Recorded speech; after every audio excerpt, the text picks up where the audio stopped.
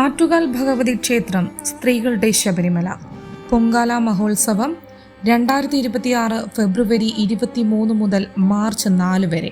2026 ഫെബ്രുവരി 23 തിങ്കളാഴ്ച ഒന്നാം ഉത്സവം.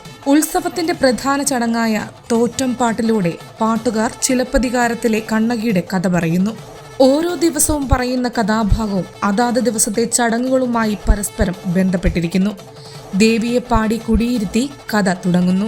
ക്ഷേത്രത്തിലെ പ്രധാന ചടങ്ങുകൾ: രാവിലെ 4:30 പള്ളി ഉണർത്തൽ, 5 മണിക്ക് നിർമ്മാല്യ ദർശനം, 5:30 അഭിഷേകം, 6:05 ദീപാരാധന, 6:40 ഉഷപൂജ ദീപാരാധന, 6:50 ഉഷ ശ്രീബലി, 7:15 കളഭാഭിഷേകം, 8:30 പന്തിരടി പൂജ ദീപാരാധന, 11:30 ഉച്ചപൂജ, ഉച്ചയ്ക്ക് 12 മണിക്ക് ദീപാരാധന, 12:30 ഉച്ച ശ്രീബലി, 1 മണിക്ക് നട അടയ്ക്കൽ, വൈകുന്നേരം 3 മണിക്ക് നട തുറക്കൽ, 5:30 കാപ്പുകെട്ടി കുടിയിരുത്ത്, 6:45 ദീപാരാധന, രാത്രി 7:15 ഭഗവതി സേവ, 9 മണിക്ക് അത്താഴ പൂജ, 9:15 ദീപാരാധന, 9:30 അത്താഴ ശ്രീബലി, 12 മണിക്ക് ദീപാരാധന, 1 മണിക്ക് നട അടയ്ക്കൽ, പള്ളി ഉറക്കം.